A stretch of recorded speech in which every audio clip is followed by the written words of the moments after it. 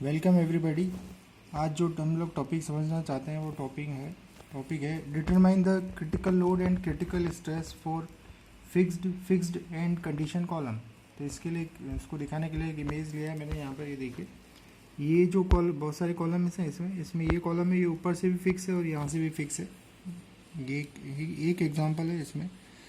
तो ऐसे बहुत सारे एग्जांपल हो सकते हैं जो जिसमें बहुत हैंड्स फिक्स होते हैं। सिविल स्ट्रक्चर का एग्जांपल है ये।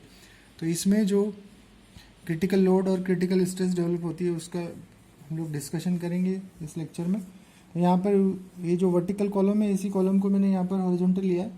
इस कॉलम का नाम ए बी रख देते हैं हम लोग।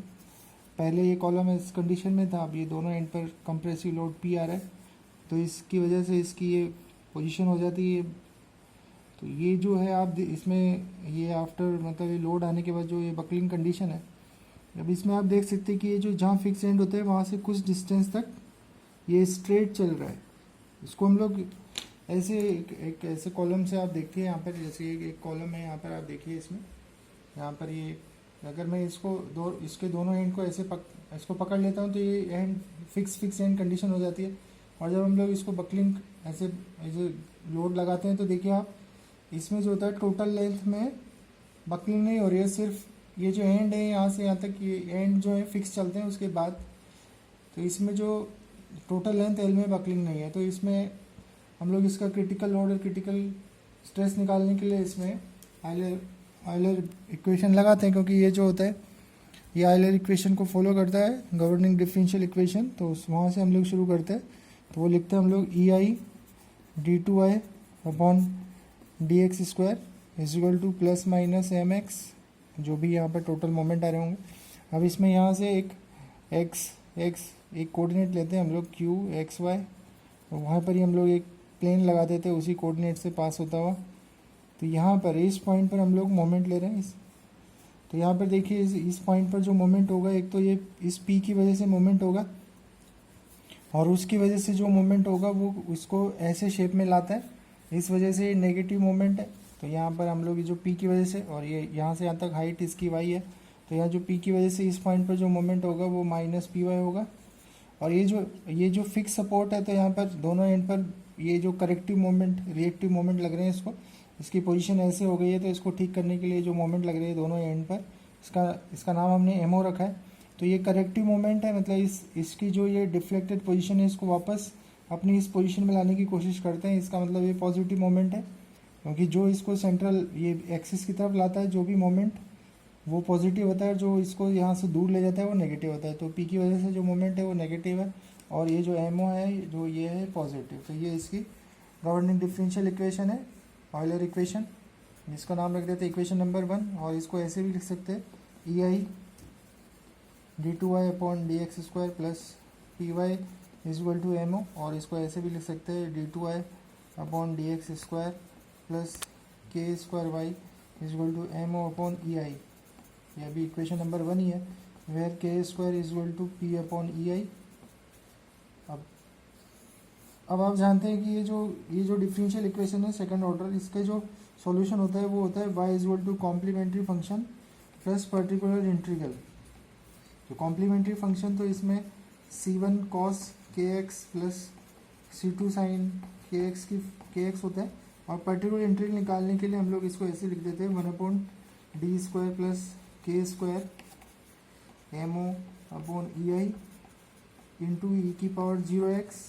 और इसको ऐसे लिख सकते हैं 1 upon 0 square plus K square M O upon E आई ई की पावर 0x और इज इक्वल टू 1 अपॉन के स्क्वायर की जगह रख देते हैं पी अपॉन ई आई, और ई आई को ऊपर ले जाते हैं into M O upon E आई ई की पावर 0x, इसकी जगह 1 लिख देते हैं, ई आई से ई आई काट देते हैं। तो हम लोग ये आ जाता है हमारे पास particular integral M O upon P. तो वापस से हमारा जो इसका इक्वेशन का इस डिफरेंशियल इक्वेशन का सॉल्यूशन लिखते हैं हम लोग y is equal to c1 cos kx plus c2 sin kx plus mo upon p।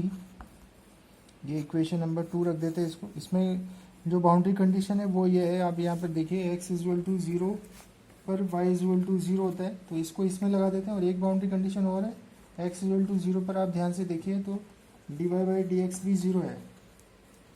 और x इजल टू एल, मैंने आपको कहा कि जो चारों कंडीशन होंगी कॉलम्स की, उसमें चारों कंडीशन में x इजल टू एल पर आंसर आता है हमेशा। तो इन दोनों से तो हम C1 C2 निकाल लेंगे। तो यहाँ से x equal to zero y equal to zero equation number 2 में रख देते हैं। इक्वेशन नंबर 2 में हम x इजल टू जीरो और y इजल टू जीरो रख देते हैं।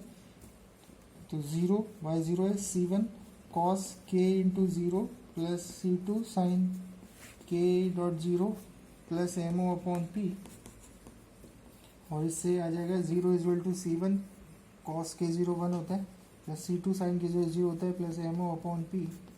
इससे मेरे पास आ जाता है C1, this implies that C1 equal to minus MO upon P। एक तो हमें C1 की वैल्यू आ गई।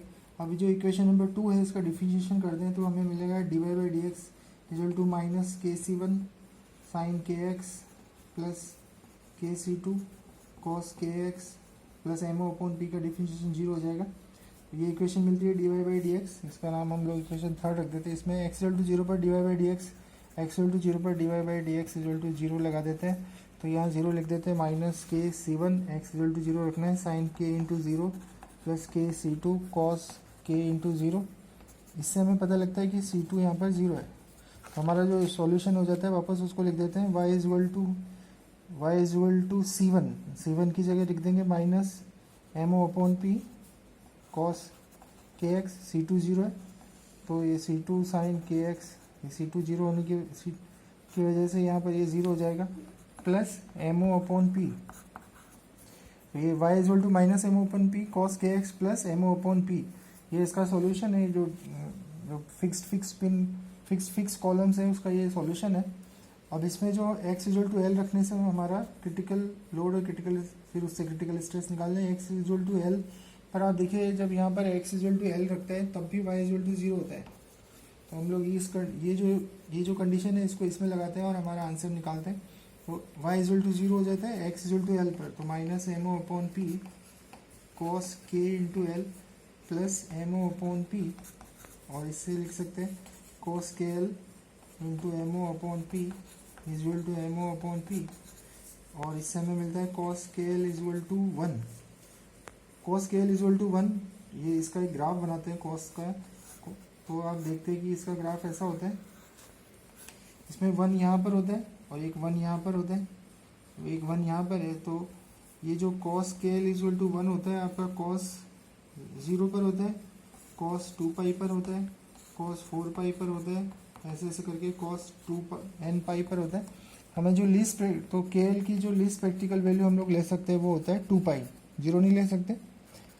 तो और दोनों इस के एल इजल टू 2 पाई, इसमें दोनों तरफ स्क्वायर करते हैं तो k square l square equal to 4 pi square, और इसको ऐसे लिख सकते हैं पी अपॉन के स्क्वायर जो था पी अपॉन ई आई था, P upon E I L square equal to 4 pi square, और इसको ऐसे लिख सकते हैं, इसको ऐसे लिख सकते हैं P upon E I L square 4 pi square को ऐसे लिख सकते हैं पी की जगह P critical equal to 4 pi square E I upon L square.